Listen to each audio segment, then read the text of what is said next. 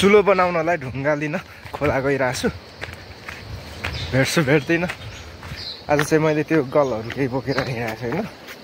त्यतिकै बाहिर भेटियो भने ल्याउने हो भोलि चाहिँ। आज भेटेन भने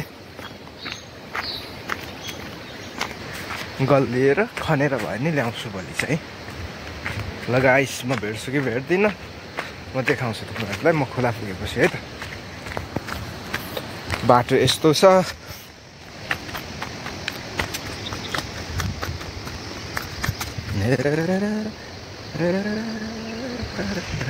मुनि छ खोला चाहिँ।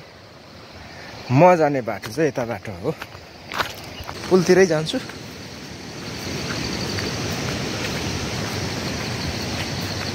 यो चाहिँ 2052 सालमा बनेको पुल जीर्ण अवस्थामा पुगिसकेको छ। यो पहिरोको कारणले पारिपट्टि पहिरो छ। पारीको जिप चाहिँ खस्छ तल खोलाले तान्छ। त्यसपछि पारीको जिप तल सरेपछि यो बिचमा झोलिएको र यता यस्तो हाइट भएको। बिहाइन्ड साइन्स चाहिँ यो छ है। यो पुल जीर्ण हुनुको पछाडिको साइन्स चाहिँ यो छ।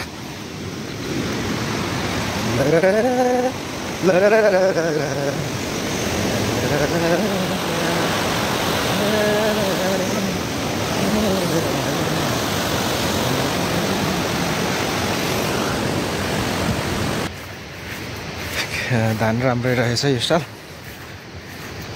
यस्तो छ हाम्रो धानबारी।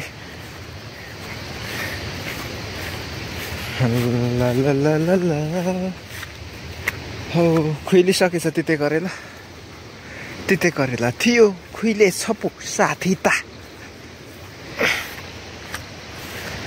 ल म आइपुगेँ गोठमा।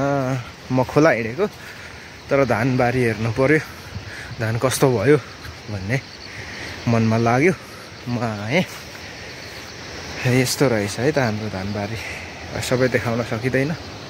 देखिने पाठ यति हो। पछिल्लो समय मेरो स्किनमा यो फेसमा एकदम इन्फ्लेसन बढेर आएको छ। दागहरू देख्न सक्नुहुन्छ। किन थाहा छैन मलाई। खानामा त म एकदम डिसिप्लिन र कन्सियस छु। खानाको कारणले त पक्कै होइन। पानी अलिक कम भएको हुनसक्छ। त्यो मेरो कमजोरी हो। र कारण चाहिँ के हुनसक्छ भने म यो पिम्पलहरू एकदम निचोरी बस्छु। औँलाले इन्फेक्सन भएको हुनसक्छ। यो ऱ्यासेसहरू पर्ने कारणहरू म रेकमेन्ड गर्छु। तपाईँहरूले चाहिँ सजेस्ट गर्छु तपाईँहरूले चाहिँ आफ्नो औँलाले यो स्किनलाई नचलाइदिनु होला। र अबदेखि म पनि नेभर। छ यो भर्याङ लिएर धोरी चढौँ है त। अनि धानबारी हेरौँ कस्तो देखिन्छ। Let's see.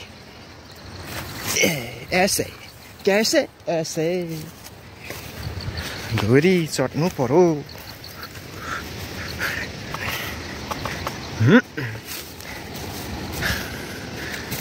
ल भ्यू फ्रम धोरी यसरी सुरु हुन्छ। यसरी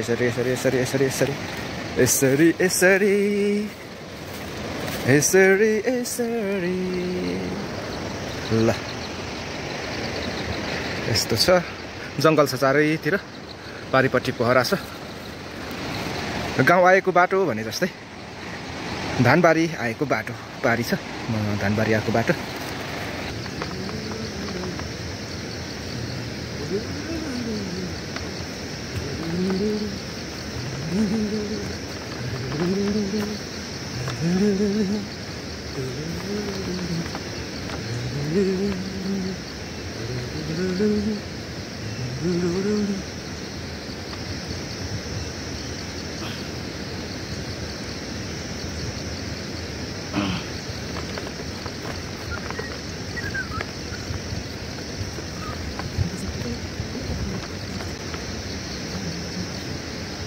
Yes, I did it.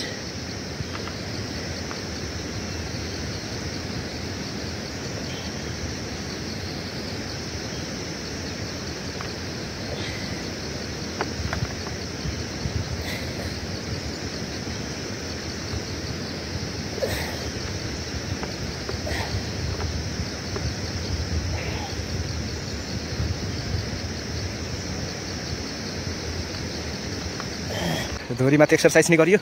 धोरी पनि फटाइयो। अब त्यहाँ छ भर्याङ।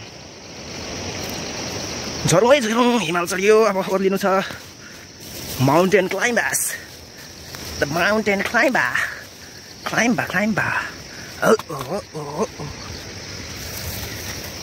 धुरी फाटेको छ पापाले देख्नुभयो भने मेरो खैरियत छैन त्यही पनि रिक्स त मोल्नु पर्यो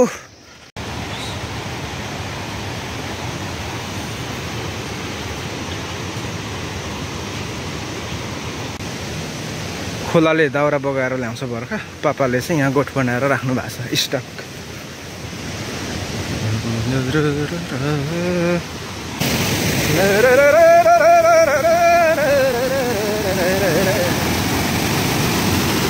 यो गाइटर भन्छ गाइटर त हो भन्छौँ हामी यो पुरानो त हो यहाँ मेरो एउटा रमाइलो किस्सा छ पछि सुनाउला अहिले आवाजले दिँदैन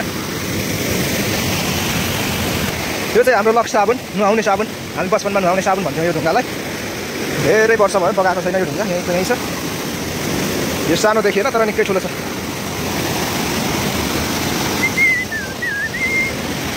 र गाइस यो चाहिँ लुगा धुने साबुन हेर्नु है हाम्रो लुगा धुने साबुन चाहिँ यस्तो छ दुईवटा छ यहाँ त्यो एउटा भयो